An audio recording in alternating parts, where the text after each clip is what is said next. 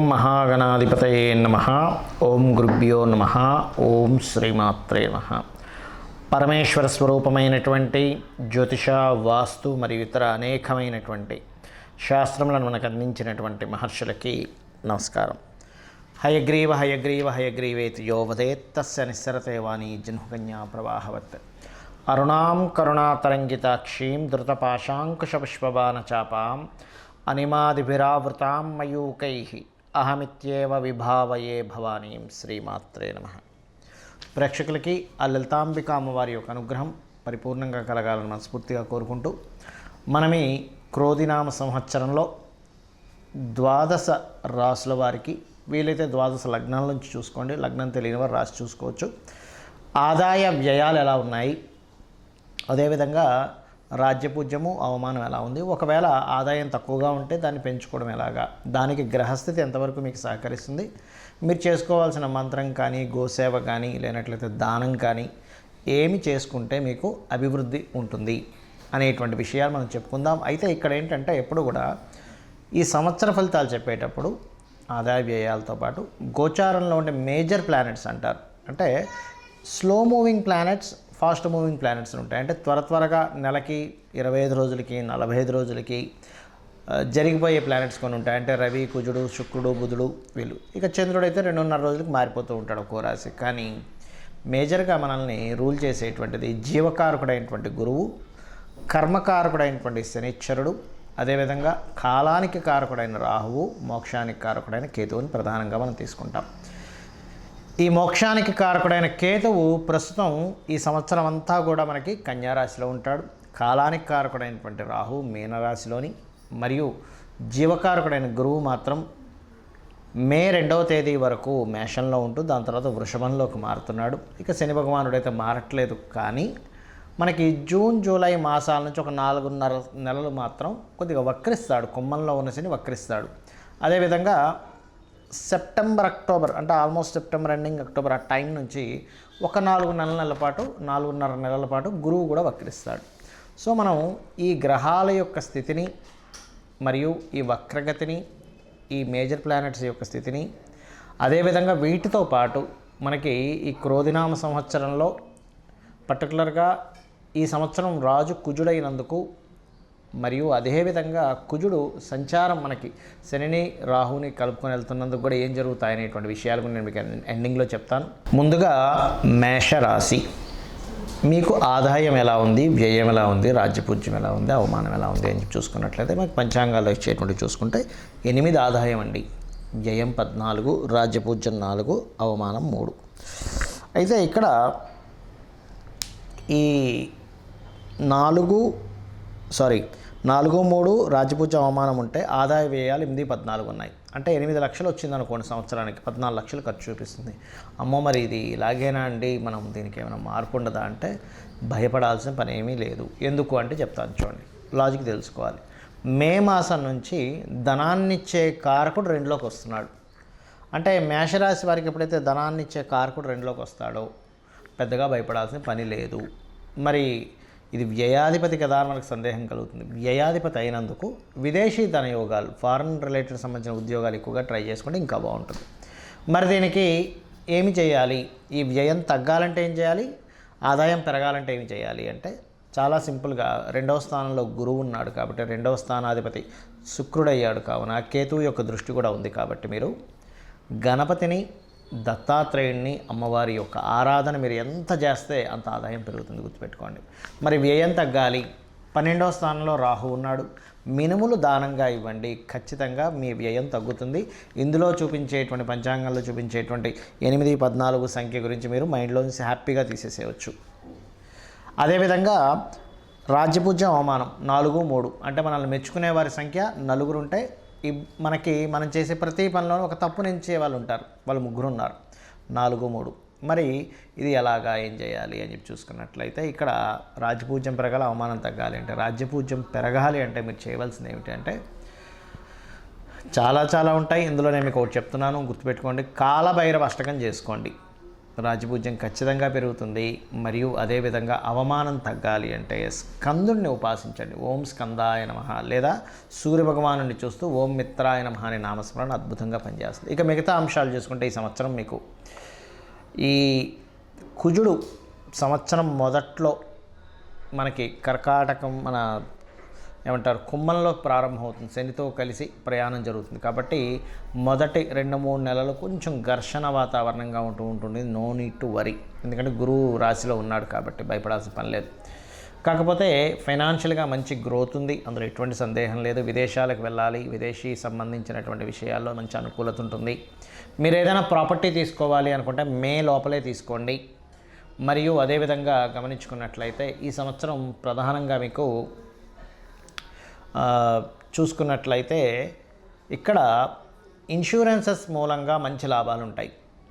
Researches మూలంగా లాభాలు, insurances మూలంగా లాభాలు ఉంటాయి. కాకపోతే 6వ స్థానంలో కేతువు యొక్క సంచారం సంవత్సరం మొత్తం ఉంటుంది. కావున మీరు ఎవరికైనా అప్పులు ఇవ్వడము, అప్పులు తీసుకోవడము, ఇటువంటి విషయాల్లో అగ్రిమెంట్స్ రాయడము, ఇటువంటి విషయాల్లో ఖచ్చితంగా చూస్ చేయాలి. ఎందుకంటే మేషలగ్నం ఆరు మేషరాశిలో పుట్టిన వారు మెయిన్గా వీళ్ళ కర్మంతా కూడా అప్పుల్లో ఇరుక్కునే కర్మలు ఉంటాయి. ఎవరికైనా ఇవ్వడం ద్వారా ఇవి ఇరుక్కుంటుంటారు. కాబట్టి ఈ యొక్క విషయంలో చాలా జాగ్రత్తగా ఉండండి. అయితే మొదటి 2-3 నెలల్లో మాత్రం కొంచెం చేసే జాబ్లో కొంత స్ట్రెస్ ఉండడం ఇట్లాంటివి జరుగుతాయి. ఎందుకంటే ఆల్రెడీ మనకి రవికుజుల యొక్క సంచారం శని మీద నుంచే వెళ్తూ ఉంది. దాని తర్వాత శని తర్వాత రాహు కూడా ఉన్నాడు. కాబట్టి ఈ యొక్క కాంబినేషన్స్ అనేటువంటివి ఉన్నాయి పర్టికులర్గా. అయితే ఇక్కడ నేను చెప్పేది ఏమిటంటే మీరు మీ యొక్క ఉద్యోగ వృత్తి సంబంధించిన విషయంలో కాస్త సుపీరియర్స్ అది స్ట్రెస్ ఉన్నట్లయితే మీరు చాలా సింపుల్గా ఈ యొక్క విషయాన్ని క్లియర్ చేసుకోవచ్చు. ఎలాగా అంటే మీకు దగ్గరలో గోశాల కనుక ఉన్నట్లయితే గోవులకి పిడికెడు బెల్లం తినిపించండి. పిడికెడు బెల్లము, క్యారెట్లు, గోధుమ రవ్వ ఇటువంటి పదార్థాలు మీరు తినిపించినట్లయితే మిత్రత్వం పెరుగుతుంది. మరియు ఇది కేవలం మనకి ఉగాది నుంచే కాకుండా దానికంటే ముందు నుంచి కూడా కుజుడు యొక్క ప్రభావం దాని మీద ఉంది కాబట్టి, శని మీద ఉంది కాబట్టి, దశమాధిపతి మీద ఉంది కాబట్టి కాస్త ఉగాది ముందు నుంచే ఆల్మోస్ట్ ఫిబ్రవరి మాసం నుంచే దీని ప్రభావం ఉంటుంటుంది. కాబట్టి కాస్త సూర్య నమస్కారాలు చేసుకుంటూ ఓం మిత్రాయ నమః అనే నామస్మరణ కనుక చేసినట్లయితే అన్ని విధాల బాగుంటుంది. వివాహ సంబంధించిన ప్రయత్నాలు, వివాహానికి సంబంధించిన ఏవైతే ఉంటాయో మీరు మే లోపల సెట్ చేసుకోవడం మంచిది. లేదా గురువు వక్రించినప్పుడు, మనకి గురు వక్రం శని వక్రం అని చెప్పుకున్నాం కాబట్టి సెప్టెంబర్ నుంచి మరలా ఒక 4.5 నెలల పాటు ఆ సమయంలో మీరు ప్లానింగ్ చేసుకోవచ్చు. అదేవిధంగా శని కాస్త వక్రిస్తున్నాడని చెప్పుకున్నాం. ఆ సమయంలో మాత్రం కొంచెం అది పర్టికులర్గా జూన్ జూలై మాసం నుంచి ఒక 4.5 నెలలు మాత్రం కాస్త ఉద్యోగ సంబంధించిన విషయంలో కొన్ని మార్పులు అనేవి సూచిస్తున్నాయి. కాకపోతే ఆ సమయంలో కొంత స్ట్రెస్ అది ఉంటుంది. కొంచెం ఆ టైంలో నూనె కానీ నువ్వులు కానీ దానంగా ఇచ్చినట్లయితే అన్ని విధాలా మీకు బాగుండడం జరుగుతుంది. క్రోధినామ సంవత్సరానికంటూ ఒక లక్షణం ఉంటుంది. ఈ సంవత్సరం రాజైన దాన్ని బట్టి ఒక లక్షణం ఉంటుంది. గ్రహాల యొక్క స్థితిని బట్టి కొన్ని సంఘటనలు జరుగుతాయి. అయితే ఈ క్రోధినామ సంవత్సరం ఎంటర్ అవ్వకముందే కుజుడి యొక్క ప్రభావం పెరుగుతుంది అనేటువంటి చూపిస్తుంది. కాబట్టి ఆల్మోస్ట్ 2024 ఫిబ్రవరి మాసం నుంచే కొన్ని విద్వేషపూరితమైనటువంటి గొడవలకి, రాజకీయ నాయకుల మధ్యని విపరీతమైనటువంటి గొడవలకి, మరియు రాజుల మధ్యన గొడవలకి, యుద్ధాలకి, క్రోధి అంటే క్రోధం, కోపం పెట్టుకోవడం, చిన్న మిస్అండర్స్టాండింగ్స్ చేసుకోవడం, ఇటువంటి నామ సంవత్సరం ఇది. కాబట్టి దేశాల మధ్య, ప్రాంతాల మధ్య, మతాల మధ్య అనవసరమైనటువంటి విద్వేషాలు కలిగించేటువంటి సంవత్సరంగా చూపిస్తూ, ఇది కుజుడి యొక్క సంచారం. దీనివల్ల కుజుడు ఎవరికి కారకుడు అని చెప్పి తీసుకుంటే మిలిటరీకి, అందులో అంటే డిఫెన్స్ వారికి, పోలీస్ డిపార్ట్మెంట్ వారికి, రక్షణ వీటిని కల్పించేటువంటి వారికి. అంటే ఏంటి, ఈ సరిహద్దుల దగ్గర కొంత జాగ్రత్తగా ఉండాలి. అనవసరమైన గొడవలకు సంబంధించిన విషయంలో ఇక్కడ ఏదైనా గొడవలు జరుగుతాయి, అనవసరమైనటువంటి అవుతాయన్నప్పుడు కొంత జాగ్రత్తగా ఉండాలి, గుర్తుపెట్టుకోండి. కాబట్టి ఈ క్రోధినామ సంవత్సరంలో అందరూ చేసుకోవాల్సింది ఏంటి, ఇటువంటి గొడవలు మనం ఏమీ ఇబ్బంది పడకుండా ఉండాలి అంటే ముఖ్యంగా గుర్తుపెట్టుకోండి, కుజుడు రాజు అయ్యాడు కాబట్టి కుజగ్రహానికి శని రాహుగ్రహాల దగ్గర దీపారాధన చేయండి.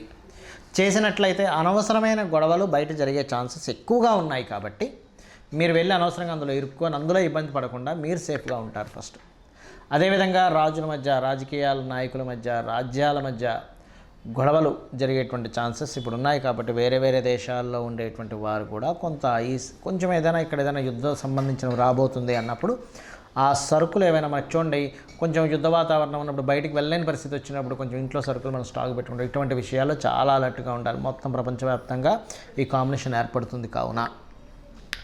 అలాగే మరొక విషయం ఏంటంటే, ఇక్కడ మీకు చాలామందికి జాతకం తెలియదు, డేట్ ఆఫ్ బర్త్ తెలియదండి, రాశి తెలియదు, ఏమీ తెలియదు. కానీ ఈ క్రోధినామ సంవత్సరం నాకు బాగుండాలంటే ఏం చేయాలి అంటే, ఒకటే గుర్తుపెట్టుకోండి, చండీ పారాయణం శ్రవణం చేయండి. మీరు తర్పణమో హోమమో చేయలేకపోయినా కనీసం శ్రవణం చేయండి. ఎటువంటి ఇబ్బంది రాకుండా అమ్మవారు చూసుకుంటుంది ఈ సంవత్సరం. రెండవది, మీకు దగ్గరలో గోశాల ఉన్నట్లయితే గోవులకి చక్కగా మీరు ఏం చేస్తారంటే, ఏవైతే ఈ నువ్వులు తినిపించకూడదండి. బెల్లము, గోంగూర మరియు క్యారెట్స్, బీట్రూట్స్ లాంటివి, అదేవిధంగా గోధుమ రవ్వ ఇటువంటివి తినిపించండి. మీ గ్రహస్థితి ఎలాగున్నా సరే క్లియర్ అవుతుంది. దీంతోపాటు కుజ, శని, రాహు, కేతు గ్రహం దగ్గర కూడా దీపారాధన చేయండి. ఎందుకంటే జాతకం తెలియదు, ఏమీ తెలియదు, కానీ 6th హౌస్లో కేతు సంచరిస్తున్నాడు బుధరాశుల్లో. అందుకని ఏమిటి, ఈ అప్పుల విషయంలో మీరు ఇబ్బంది పడకుండా ఉండడానికి కేతు యొక్క అనుగ్రహం, గణపతి యొక్క అనుగ్రహం కలుగుతుంది. కాబట్టి గణపతి ఆలయాలకు వెళ్ళడం, అమ్మవారి ఆలయాలకు వెళ్ళడం, అందులో ముఖ్యంగా దుర్గాదేవి ఆలయాలకు వెళ్ళడం. దీంతోపాటు మీనరాశిలో రాహు యొక్క సంచారం అనేటువంటిది బాగా గుర్తుపెట్టుకోండి. దేవత సంబంధించినటువంటి పూజ పునస్కారాలు మాత్రమే కాకుండా పితృదేవతలకు ప్రధానంగా చేసుకోండి. మీరు ఎంత పితృదేవతలకు చేసుకుంటారా అంత చక్కటి ఫలితాలు మీకు వస్తాయి. మీరు ఆయురారోగ్యాలతోని, సుఖ సంతోషాలతోని, ధనపరంగా ఎటువంటి ఇబ్బంది లేకుండా ఉండగలుగుతారు. గుర్తుపెట్టుకోండి. అయితే ఇక్కడ ఎవరైనా సరే గుర్తుపెట్టుకోండి, బాగా అప్పులతో ఇబ్బంది పడుతున్నారు, ఈ సంవత్సరం ఇంకా ఎక్కువ ఇబ్బంది పడుతున్నారు అనుకునేటువంటి వారికి గణపతి ఆరాధన చేస్తూ మీరు ఓం అపర్ణాయై నమః అనే మంత్రం చేయండి. ఈ సంవత్సరం ఉన్న గ్రహస్థితి బట్టి చెప్తున్నాను. ఎవరికైనా బాగా ధనపరంగా ప్రెషర్ ఎక్కువగా ఉందండి, ఒక పక్క కట్టాలి కానీ ఆ ప్రెషర్స్ నేను తట్టుకోలేకపోతున్నాను, ఫైనాన్స్ ఇంకా పెరగాలి అనుకుంటే ఓం నవవిద్రుమ బింబశ్రీ న్యక్కారి రదనచ్చద అనే నామస్మరణ చేయండి. ఖచ్చితంగా మీకు ఫైనాన్షియల్ గ్రోత్ అనేటువంటి పెరుగుతుంది, గొడవలు తగ్గుతాయి.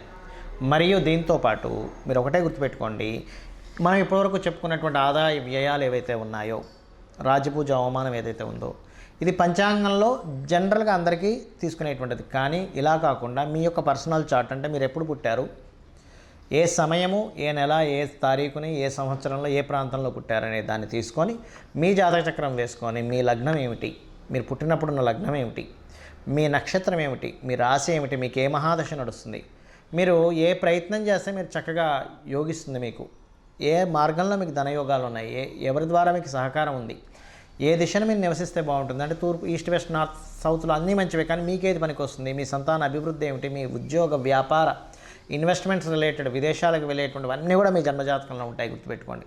ఏ సమయంలో వివాహం చేసుకుంటే మంచిది, ఏ సమయంలో చేసుకోకూడదు, ఇలాంటివి చాలా విషయాలు ఉంటాయి. మరైతే మీకు సందేహం కలగొచ్చేమండి, మరి ఈ క్రోధినామ సంవత్సరం అని ప్రతిసారి పంచాంగం ఎందుకు చదువుతామని. ఇదంతా బయట ఉండేటువంటి వాతావరణ విశేషాలు, పంట పొలాలకు సంబంధించిన విశేషాలు, బయట ఉండే గోచార విశేషాలు. ఇప్పుడు చూడండి, మనం చెప్పుకున్నాం, కాస్త యుద్ధ వాతావరణంగా ఉంది, గొడవలుగా ఉంది, అల్లర్లుగా ఉంది, మత విద్వేషాలు, అనవసరమైన విద్వేషాలు, గొడవలు రేగేటువంటి సమయం ఇది అన్నప్పుడు మనం ఏం చేస్తాం, మన పిల్లల్ని ఎక్కడికైనా పంపించేటువంటి విషయంలో, మనం ఎక్కడికైనా వెళ్ళేటువంటి విషయంలో అలర్ట్గా ఉంటాం. ఈ అలర్ట్నెస్ని చెప్పడానికి ఈ గోచార ఫలితాలు చెప్పుకుంటుంటాం. అంతేగాని మన జన్మజాతకం పనిచేయదని కాదు, మన జన్మజాతకమే ప్రధానంగా పనిచేస్తుంది.